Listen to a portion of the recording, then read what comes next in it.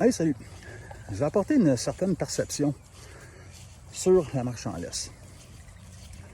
Puis pour moi, il y a une nuance entre une marche en laisse versus une marche au pied.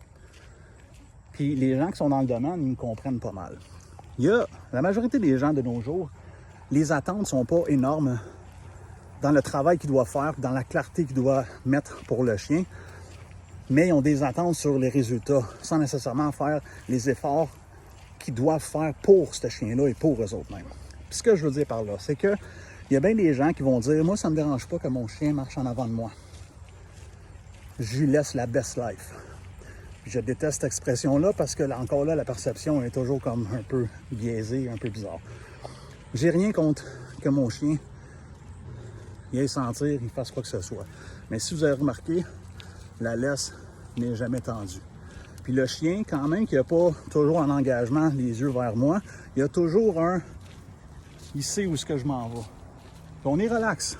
Le but, c'est pas nécessairement juste l'engagement, c'est juste tire-moi pas en partant. Puis ça, c'est une grosse problématique dans notre société d'aujourd'hui parce qu'on n'est pas en mode training, le chien peut nous tirer. Le problème là-dedans, c'est que quand vos chiens sont réactifs, quand vos chiens ils veulent aller chercher une odeur ou peu importe, ils vous tirent, puis vous autres, vous faites comme « Ah, c'est pas grave, ils voulaient aller voir ça ». Donc, vu que c'est pas important, on travaille pas. Mais ça reste que si on travaille pas les affaires qui sont anodines, à l'extérieur, ça va être difficile quand on va en avoir besoin. Ceci étant dit, on ne tire pas le chien. Le chien ne nous tire pas en laisse. Encore là, si le chien, Logan, viens, si le chien ne nous tire pas en laisse, puis exemple, marche, ça marche-tu ça? Marche. Puis exemple, il est en avant, c'est correct.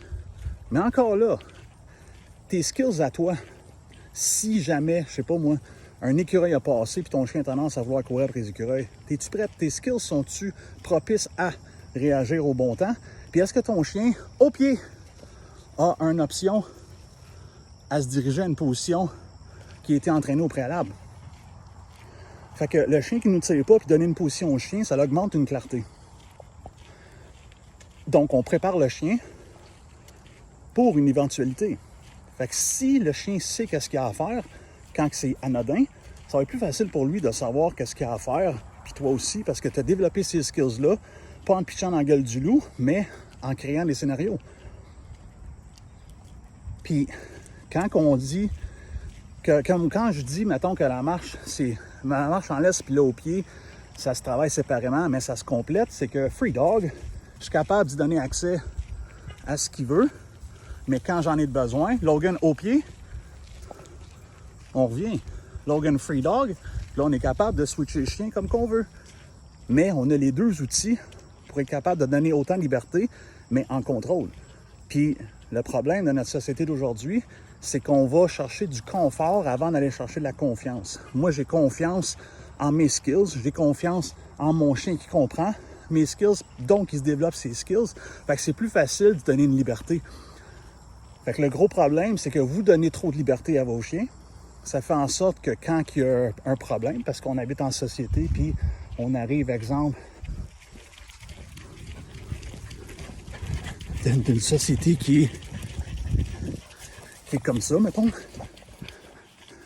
dans un parc à chiens, ça peut être illégal d'avoir un chien qui aboie, tu sais, un chien qui aboie, mais il y a des restrictions. Fait que tu n'as pas le choix d'aller chercher un contrôle sur ton chien. Alors pourquoi ne pas te préparer et préparer ton chien pour l'humanité? Pense à ça.